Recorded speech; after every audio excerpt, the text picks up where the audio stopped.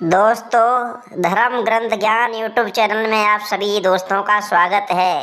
आज हम बताएंगे महाभारत युद्ध समाप्त होने के बाद क्या हुआ। तो गौर करें सभी भक्त, धर्म ग्रंथ ज्ञान यूट्यूब चैनल में सभी दर्शकों का स्वागत है।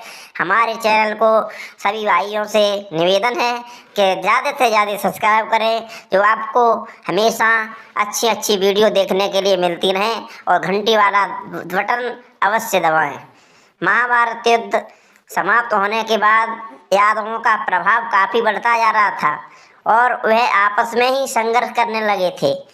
ऐसे में एक दिन वायु देवता को दूत बनाकर देवताओं ने भगवान कृष्ण के पास भेजा।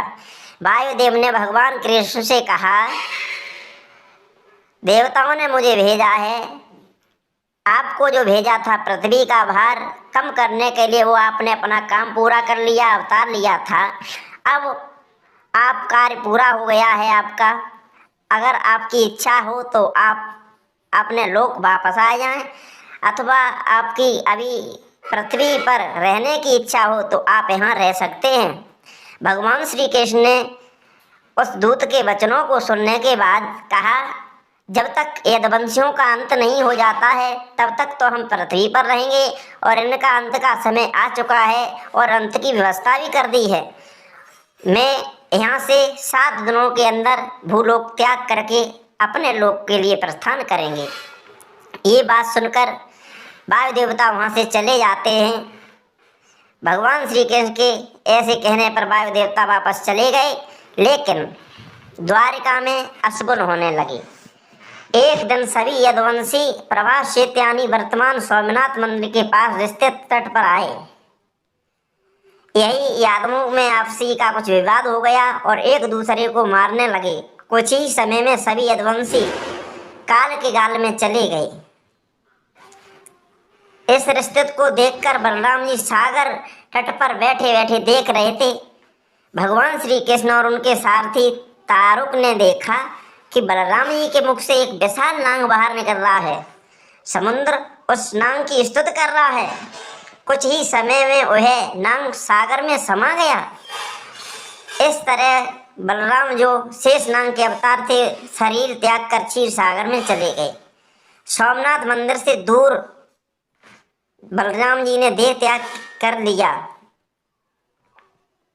बलराम जी की देह त्याग के बाद भगवान श्री कृष्ण ने अपने सारथी से कहा कि अब मेरे भी जाने का समय हो गया है, इसलिए मैं योग में लीन होने जा रहा हूँ।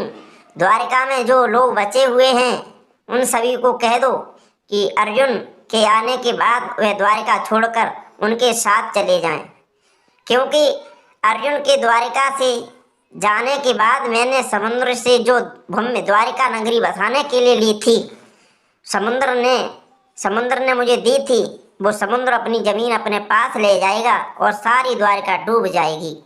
केवल वो भवन ही बाकी बचेगा।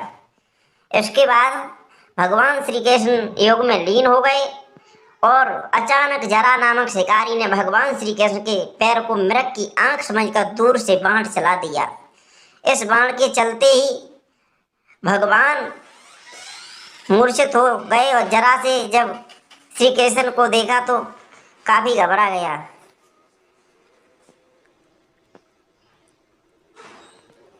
और अपराध बोध से दुखी हो गया। भगवान श्री कृष्ण ने तब जरा को समझाया कि यह तो मेरे विधान से ही रचा हुआ था, मैंने स्वयं ही अपने देह त्याग के लिए इस विधि को चुना था, क्योंकि मुझे पूर्व जन्म का ऋण था मुझ पर आपका, वो मैंने आज अदा कर दिया।